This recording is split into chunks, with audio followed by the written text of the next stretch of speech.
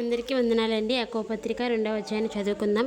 నా సహోదరులారా, మహిమా స్వరూపైగు మన ప్రభువైన యేసుక్రీస్తుని గూర్చిన విశ్వాస విషయంలో మోమాటం గలవారై ఉండకుడి. ఎలాగనగా బంగారు ఉంగరం పెట్టుకొని ప్రశస్త వస్త్రములు ధరించుకుని ఒకడు మీ సమాజ మందిరములకు వచ్చినప్పుడు మురికి బట్టలు కట్టుకుని దరిద్రులను లోపలికి వచ్చినట్లా మీరు ప్రశస్త వస్త్రము ధరించుకుని వారిని చూచి సన్మానించి, నీవిక్కడ మంచి స్థలమందు కూర్చుండమని చెప్పి ఆ దరిద్రునితో, నీవక్కడకు నిలువుము, లేక ఇక్కడ నా పాదపీఠమునకు దిగువన కూర్చుండమని చెప్పినట్లా మీ మనస్సులలో భేదములు పెట్టుకుని మీరు దురాలోచనలతో విమర్శ చేసిన వారెగుదురు కారా?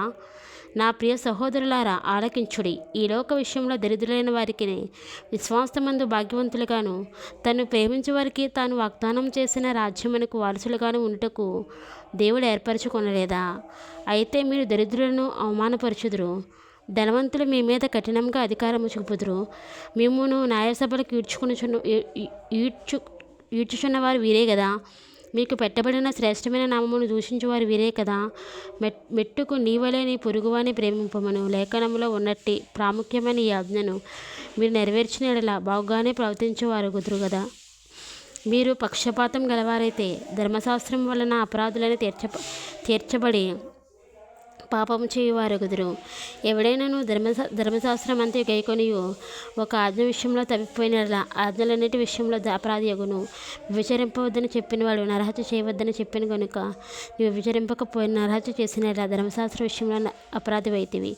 స్వాతంత్రం ఇచ్చి నియమము చొప్పున తీర్పు పొందబో వారికి తగినట్టుగా మాట్లాడకుడి, అలాగుననే ప్రవర్తింపుడి. కనికరము చూపనివాడు కనికరం లేని తీర్పు పొందును, కనికరము తీర్పును మించి అతిశయపడును. నా సహోదరులారా, క్రియలు లేనప్పుడు ఎవడైనా తనకు విశ్వాసం కలదని చెప్పినట్లా ఏం ప్రయోజనము?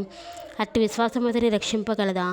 సహోదరులను సహోదరి అయినను దిగంబరులై ఆనాటికి భోజనం లేక ఉన్నప్పుడు మీలో ఎవడైనా శరీరమును కావలసిన వాటిని లేక సమాధానముగా వెళ్ళి చలి కాచుకొనుడి, తృప్తి పొందుడని చెప్పినట్లా ఏం ప్రయోజనము?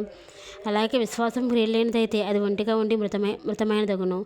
అయితే ఒకడు, నీకు విశ్వాసం ఉన్నదే, నా క్రియలు ఉన్నవి, క్రియలు లేకుండా నీ విశ్వాసం నాకు కనపరచుము, నేను నా క్రియల చేత నా విశ్వాసము నీ కనపరుతునని చెప్పును. దేవుడు ఒక్కడని నీవు నమ్ముచున్నావు, అలాగూ నమ్ముట మంచిదే. దెయ్యములు నమ్మి వణుకుచున్నవి. వ్యర్థుడా, క్రియలు లేని విశ్వాసము నిష్ఫలమైనదని తెలుసుకొనగోరుచున్నావా? మన పితరుడైన అబ్రహాము తన కుమారుడైన ఇస్సాకును బలిపీఠం మీద అర్పించినప్పుడు అతడు క్రియల వలన నీతిమంతులైన తీర్పు పొందలేదా? విశ్వాసం అతని క్రియలతో కూడి కార్యసిద్ధి కలుగజేసిన నీవు క్రియల మూలంగా అతని విశ్వాసం పరిపూర్ణమైనదని గ్రహించున్నావు కదా. కాబట్టి అబ్రహాము దేవుని నమ్మెను, అది అతనికి నీతిగా ఎంచబడెను అని లేఖనం నెరవేర్చబడెను. మరియు దేవుని స్నేహితుడైన అతనికి మా పేరు కలిగెను.